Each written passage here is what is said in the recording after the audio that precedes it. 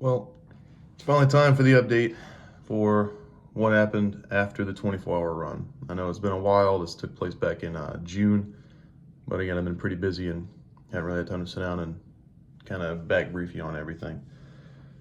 So, immediately following the race, I was honestly just dead inside. Not doing too great. I kept trying to sort things out with the relationship, the same issues that I mentioned to you in the previous video, which if you haven't watched it, I'll link it that way you can know what I'm talking about and what led up to this series of events I'm going over right now. But I kept trying to work on that and sort things out. And finally, through a really radical series of events I didn't really predict, I ended up getting a bunch of information that I did not fucking ask for, but needed nonetheless. So the worst case scenario that you can believe what happened from that previous video, well, it turned out to be the case. And it was a lot worse than I expected too. So, as one can imagine, this spiraled me into even more of a depression. I'd already been in a pretty good hole for a while. And now, months of effort getting ready for the 24-hour race had gone to shit, effectively. It had been wasted, so mentally checked out when the time came and so underprepared physically, zero fuel in my body. So, I was also pretty down over that. Now all this to stack on. So, I entered a pretty nasty realm of just death. Yet again, sleep didn't exist. I was really struggling to get myself to eat one meal a day, and that meal, mind you, was about 3 to 4 bites of food. It wasn't a sit-down meal. I wasn't over here kicking out like OMAD, one meal a day fasting. That was not the case. It was flat out like, all right, I'm gonna get 3 bites of this chicken breast, and then we're done for the day, man. We'll reconvene tomorrow and do it again. That was about where that was going. So I ended up dropping more weight, as you do when you're in a catastrophic caloric deficit. So I ended up dropping down to about 190, which I haven't been that low in a while. Generally, I sit at like 205, maybe 210, but dropped down pretty good.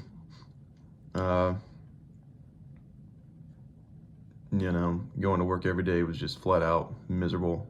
Thankfully, I had a really understanding chain of command, which is the first I've ever experienced that in my life. But they're very understanding, very good guys, and leveled with me when I explained to them, like, hey, this is what's going on, and here's how I feel. Their immediate response to that was, again, for the first time in my 10 years, their response was not, that sucks, soldier the fuck up. It was actually, oh wow, that's fucking horrible. Take as much time as you need, which, that was a genuine blessing from God. That was unbelievable. I needed that. So, as a difficult spot though, where I couldn't really work out because one, I was underfueled. Number two, I wasn't sleeping, so heavy sleep restriction. Stacked on with just being mentally checked out. So I wasn't getting any training in. I wasn't sleeping. If I went to work, I couldn't focus on work worth a shit. So I hated being at work. But when I didn't go to work and I stayed at home, well, then I wasn't doing anything. So all I could do was think. So then that was a problem too. So there's really just no winning. Whether I was at home or I was at work or I was at the gym or something, no matter where I was at, I was in a bad time.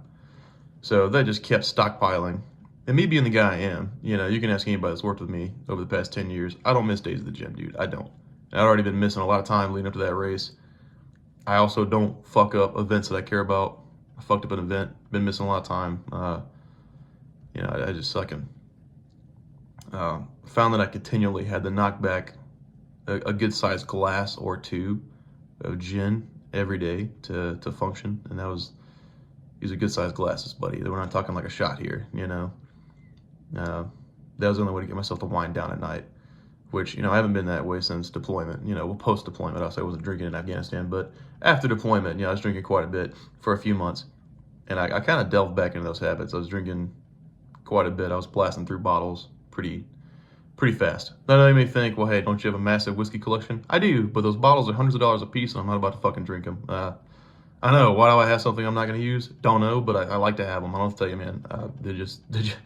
They're good to have a shot of every now and then, a good dram, but I'm not going to go on a drunken binge on a $500 bottle of liquor or more. That's absurd. No matter how sad I am not that stupid. I can't afford to do that. So, just knocking back $30 and $40 bottles of gin, calling it a day. So, over the course of literal months, slowly trying to get back into it. I kept trying to be normal, and that just was not happening. It's too mentally gone. And it was weird, even when I finally would sleep, 9, 10 hours, finally, I would just wake up dead tired still. I was still demoralized. When I would take any caffeine, it would almost feel like I was triggering an anxiety attack almost. Like my tolerance for caffeine was still there. It wouldn't make me alert, but 2 sips of an energy drink and my heart would start racing like I just knocked back multiple scoops of pre-workout. So I was getting none of the benefits of caffeine and all the negative effects of caffeine, which absurd. Because normally it's the other way around. Normally I can knock back a pretty egregious amount of caffeine and just get more awake. I never have any heart problems. But, did the old fucking Uno reverse card on me, got dicked down. So, putting up with all that, I did land a job I wanted, thankfully. Thank God they didn't test me then and there. They were relying on my previous experience. And I got a job as a hand-to-hand instructor, which, awesome. I love the job. Very lucky to be there. The other instructors are fucking awesome human beings. They're really, really knowledgeable, great guys. Really easy to hang out with.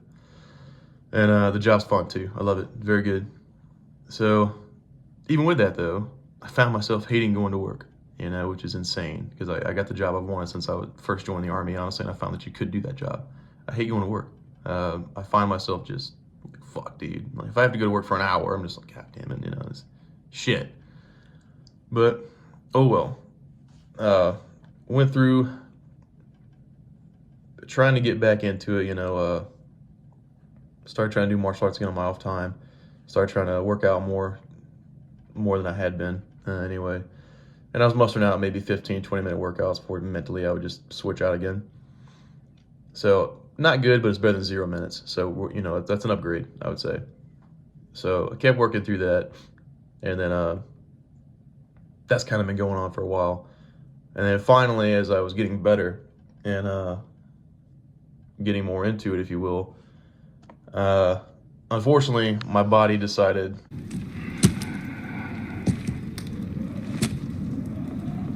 no.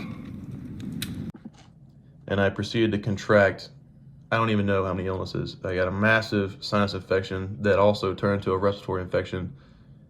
My eyes were on fire perpetually. I couldn't see. Everything was blurry. They were always bloodshot. It looked like shit. Had a constant ringing in my head, like fucking tinnitus times 15. Splitting headache. Like I was just dying. And that kicked up a few weeks ago, and I'm still having the residual effects of it. I'm still coughing up shit. My nose is still stuffy all the time. I don't fucking know. I ended up having to take a couple weeks off of work because of that, because I was just dysfunctional. I couldn't even operate. I felt like I had chewed up a bunch of fucking broken glass and tried to swallow it, so I was just dying. But, I have been, trying to catch up on uploading some video game stuff, because I've finally been doing that again, at least to like mentally distract myself when I'm not working out. And I'm back to working out. So I'm getting 45 minutes most of the time now. Sometimes even squeaked out an hour and a half. So that's not very impressive by my standards literally a fucking year ago, but it's impressive for me right now. So I've got to take that victory. Because the more I think about, how much this isn't what I normally do, the more pissed I get. And that's not useful to anybody. So if I think about, all right, was this better what you were doing like 4 months ago? Hey, we're winning. It's a victory. You got to stay in a positive feedback loop. Positive self-talk is important. Sports psychology will teach you that. I'm also the worst about positive self-talk. Always have been. But in this situation, I'm making a fucking exception. I need it. So yeah, that's where we've been at. Just working through all that shit and trying to get back to training. Again, like I've referenced in previous videos, I don't have a fucking camera crew following me around recording my workouts. And I'm not going to be that dickhead that walks in with a tripod and, cock blocks everyone trying to work out so I can film myself doing a rope push down or a fucking pull up. I'm not that guy. I'm not gonna be that guy. I hate those guys. So I'll tell you, you're just gonna have to believe me when I tell you I'm working out, I guess. I don't know. It's pretty rare for me to get videos of that. Unless I'm out running or rucking by myself, in which case I might. But if I'm at the gym around people, fuck no. Video games, obviously I've been uploading a lot more videos lately, so you could at least see what's going on with that. So I'm trying to adhere to what I said I would do some time ago, where I'd say I would try to maintain physical fitness and pursue platinums in video games to prove that you can do it, to prove that you can do both. I'm also doing school right now still. Despite all this, I did get some more certifications. I got my tactical conditioning specialist certification and weight loss specialist certification through ISSA and NASM, respectfully. Very happy to have those. I'm still working on some other stuff in my degree path. Doing all that right now, plus working out, plus video games, plus having a job. So, plus being sick, living it up. But that's okay. I don't care. I'm still fucking rocking it out. If that being said, I just want to give you an update on what's going on, where I've been, what's been going on. As for where I'm going from here, I am trying to get ready for a Bataan Death March that is taking place in March in White Sands, New Mexico. We'll see if I can get over that way. I'm going to try my best. I ended up jacking up my MCL about a month ago, unfortunately, because some guy put me in a fucking nasty knee bar, and that shit sucked. Rolled it back into an ankle lock and just dropped back with it way faster than he should have, and jacked my MCL up. I am now able to run again, so that's good. I was unable to do that, but I just had a pretty okay leg day. I could squat. Things are working again, so we're coming back. So now I can get back to working on my rucking. The Bataan is a 26.2 mile ruck march, I think, with 35 pounds. I'm pretty sure it's 25 or 35. It'll be pretty hot conditions compared to what I've been used to, but I'm doing my best. And I'm still working on getting the athletic group I run validated by H2F. That's been a process, to say the fucking least. But again, they're all good guys too. The H2F kids are really good dudes, really intelligent, really knowledgeable guys. They are just very fucking needy when it comes to validating this group. It is turning into a process that it should not be. And I'm partially worried they're going to try to just hijack it from me, because there's some stuff that I'm going through that is not necessary. That doesn't make sense to me, because they're aware this group is for already fit people to go out and compete, all right, to prep them for that. And they're still having me write up a on-ramp program for somebody that can't do a goblet squat.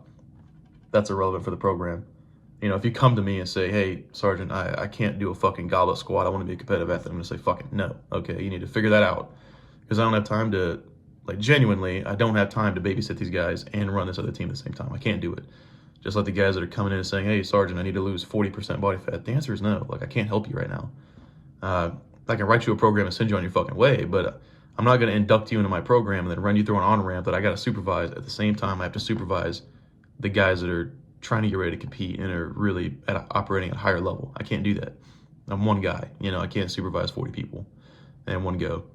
So, I don't know why they're having me do that. I do have a strong feeling they're probably just going to say, cool, well, now that you've made all this, we're just going to fucking take your program. That's probably what's going to occur. I'm not going to be surprised by that. I'm a fucking infantryman. So, obviously, these guys are going to look at me, my degree, my certifications, and say, cool, well, you're still a grunt. I don't fucking care. I'm taking it. That's going to probably be the end of the conversation. So I've got to prepare for that possibility. Try not to get violent if that occurs, because that's going to be very upsetting, because it's put a lot of years of work into making that happen. I've uploaded a couple videos of the training, and, it's something to be proud of. I really am. I'm glad I have it. I'm glad I've gone through all that. But that's about what we're doing. I'm trying to get guys sent up that way to compete with me. And I think right after that, a month later, is the Mountain Man Memorial March in Tennessee. Same distance, it's a ruck, same load, I'm pretty sure, just through the fucking mountains over in Gatlinburg. So that'd be rough. And then a month after that is a 24-hour run again, which I don't know if I'm going to compete in it this year. We'll fucking see, man. I'm getting tired of trying to go to this thing and shit going wrong left and right, but I might go to it. We'll see. I'll let you know. Obviously, I'll keep you posted. But that's about it. Just want to give you fun updates on everything going on, and if you have any questions, comments, fucking anything you want to say, I'm here for it. You know, I'll talk to you all day. But I appreciate you listening. I know I'm a very monotone person and frankly pretty boring to listen to. I'm aware of that fact. Trust me, I fucking know.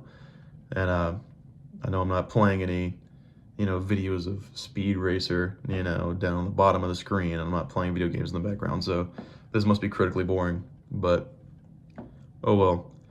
Hope you've enjoyed the updates anyway, and anything, let me know, and I'll talk to you later, all right? See ya.